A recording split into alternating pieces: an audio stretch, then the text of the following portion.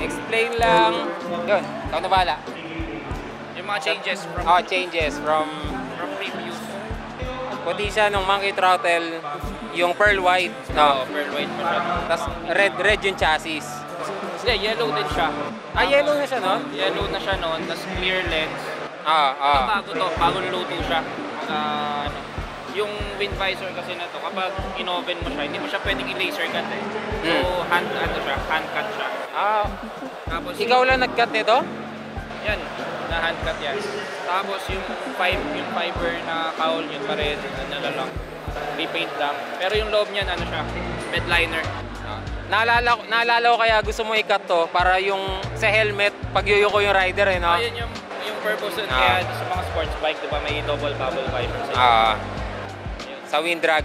Tapos yung other changes from previous, 2 to 4 na kami. Bali, ayan, 4 na custom na bullet. Pero round tip siya. Saan inspired yun? Yung round tip na exhaust niyan? Actually, nakikita ako siya before sa sa mga sports bike din na bago building niya. Kumbaga yung traditional na bullet na patusok. Parang na siya eh. Masyadong common. Common na ito eh. Bagay naman kasi puro bilog. Mas apat. Roundy yung Yan, tapos nagpalit na ako ng monoshock na dilaw. Tubig. Yan, pati same shade with the frame. Tapos yung battery niya nasa ilalim. Okay. Nandito yung battery. Sa sa mga Ducati na bikes. Ayan, sa swing arm yung batteries niya. Tapos yung electrical sa seat. And yun, yung mga wires nandito lang para tayo. Paano tinago yun? Dito lang. Tapos yung malinis. Tagong-tago Meron dito. Fully adjustable ng clip-ons. Pwedeng kung paano side mo gusto. Then, pinalitan ko lang ng mga Eto, para terno, no? Ano to yung Cafe 400? Turn na yan. Mabenta yung ganito na Cafe 4. Kahit ako hinahanap ko yun eh. Gusto yung itsura nun. Tapos yung Speedo. Iba na. Actually yung Speedo nito, iba lang yung housing, pero ito stock Speedo to. Para magkaroon lang ng right side. Gumawa ako ng voltmeter or temperature sa may right side. Balance. Tapos yung headlight, para siyang arc reactor. Gusto natin. Uy! Ayan siya, arc reactor. Pero lakas Malakas siya kasi parang projector type na. Anong tawag? Parang may pa rin siya, glitter na Yung paint niya pala, metallic black, kaya may glitter siya. Amber black, tawagin niya metallic black. Ganda, ang linis.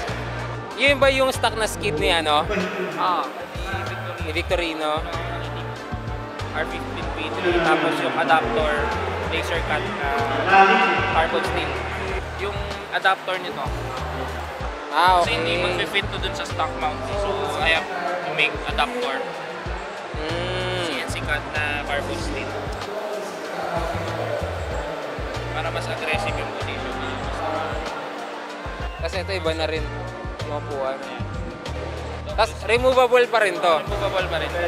Pero anong design niyan sa dulo? Patulis o ano? Ay, ito, seat hump siya. Racer seat. Nakaganon. Naka-hump din. Nakasunod lang siya dito. So, nauna yung seat. Saka namin ginawa to.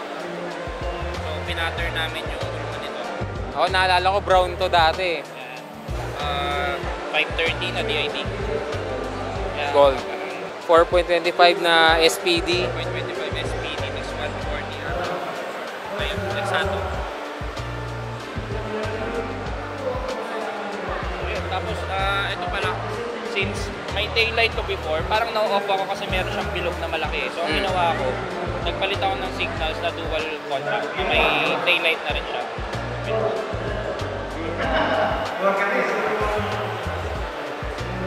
So, wala na siyang taillight dito. Ito. Para, ayan, balance lang. Oo nga, no.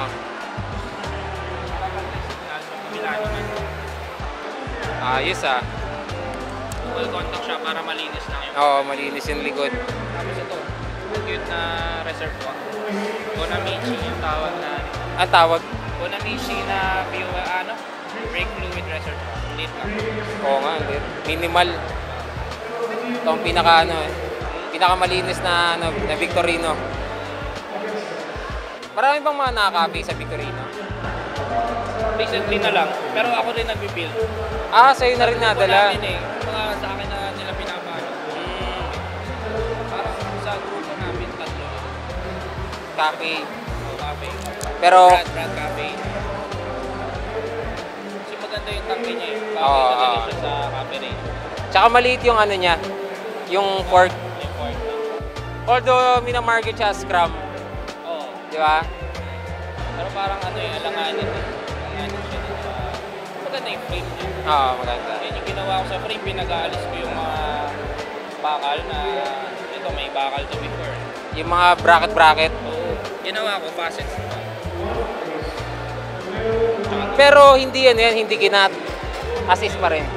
May mga kinat, tapos additional lang, support lang. Kasi meron yan dito.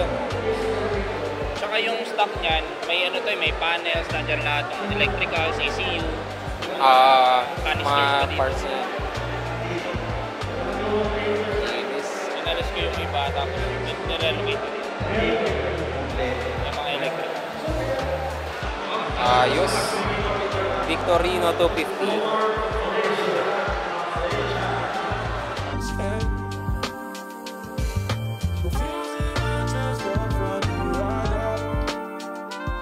It doesn't mean